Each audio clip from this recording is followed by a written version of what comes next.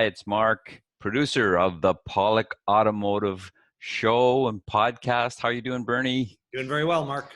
So we're talking about cars with Bernie Pawlik, Pawlik Automotive in Vancouver. 38 years of servicing and maintaining cars, trucks, vehicles in Vancouver, and 18-time winners of Best Auto Repair in Vancouver. And today we're going to talk about a 2005 Toyota 4Runner. What was going on with this vehicle, Bernie? So the vehicle came to our shop, a regular client of ours, and the steering was stiff, especially in one certain direction. When you turn the steering wheel, it was a stiff, tight spot to the steering.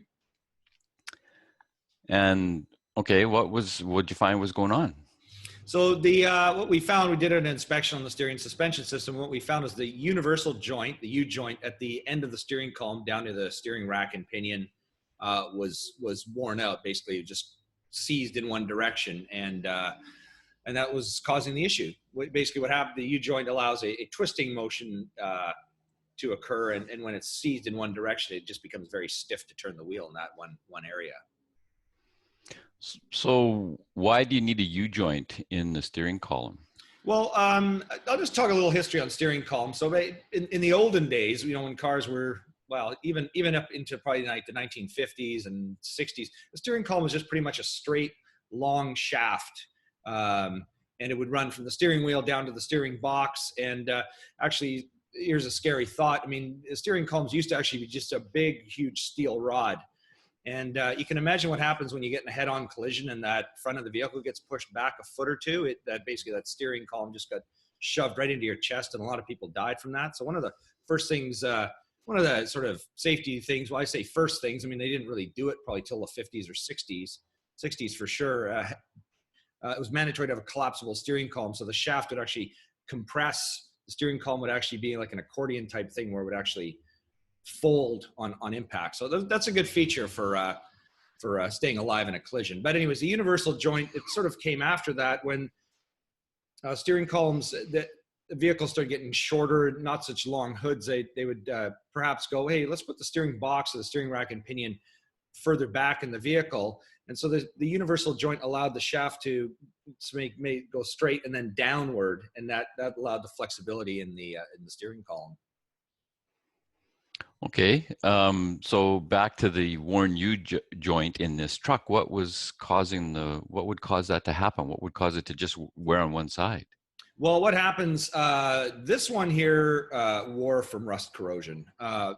It's not we replace them on some vehicles, and sometimes they just wear out just because, they just get moved and turned a lot. But this one here suffered kind of a hard life. The vehicle has spent a lot of time, I would assume, on salty roads, and basically it was corroded. So at this point, we can go into a couple of pictures. Toyota 4Runner, really nice shape. At least it is on the top side, and we'll talk about this in a minute. But anyways, beautiful 2005 Toyota 4Runner. This is our steering column U-joint. So this is the universal joint right here. This is the actual part that we replaced. You can see from the picture, it's extremely rusty and corroded. And this is the U-joint. So it's basically a cross piece with bearings, and it'll flex in two different directions. But this one, basically, you could only move it in one direction. So that's what was causing our issue. All right. So rust isn't really something we talk a lot other than in brakes, and cars seemingly don't rust like they used to. How often do you see vehicles like this? Not that often around here, but it's surprising. Actually, this is sort of the second part of this story. So steering column U-joint is one. And the second is the owner of this vehicle bought this vehicle about 6 months ago, maybe a little longer. He didn't get an inspection on it because it was a great deal. It's only 114,000 kilometers, which is very low mileage for a vehicle like this. It looks beautiful on the outside. He drove it, goes, yeah, it drives great. The price was right. He bought it. Brought it to our shop. I'm not going to say how much money he spent, but let's put it this way. Thousands and thousands of dollars on things that like rusted out exhaust. This is another issue now, the steering column U-joint. So it's really important to have a vehicle inspected before you buy it. I know we've said this before. You never know. You look in the outside, you look at the mileage, you go, hey, it's a great deal based on those factors. But the one factor that wasn't in there is, where's the vehicle been driven? We live in Vancouver. It's a pretty we don't get a lot of snow here. We get a bit. There's a bit of salt that maybe goes on for a couple weeks or a month a year. But in other climates, you get a lot of salt. And we recently did an inspection on 2015 Subaru, only 60,000 kilometers, 3-year-old vehicle. Looked underneath it. There was a lot of rust corrosion already starting to develop. Nothing debilitating, but given time, that vehicle would definitely have a lot more repairs needed. Now, it's a local car, but the people, they buy these vehicles because they go up skiing a lot to Whistler, which is nearby. A lot of snow on that road, a lot of salt is used. So those are the kind of things you really got to look for when you buy a vehicle. But yeah, rust is not as bad. Vehicles are really much better built than they used to be, but salt still takes its toll. It's just that, once a vehicle gets 10 years old, then you really start to see the problems. Having bought one of those kind of vehicles in my past of vehicle history, I am familiar with this.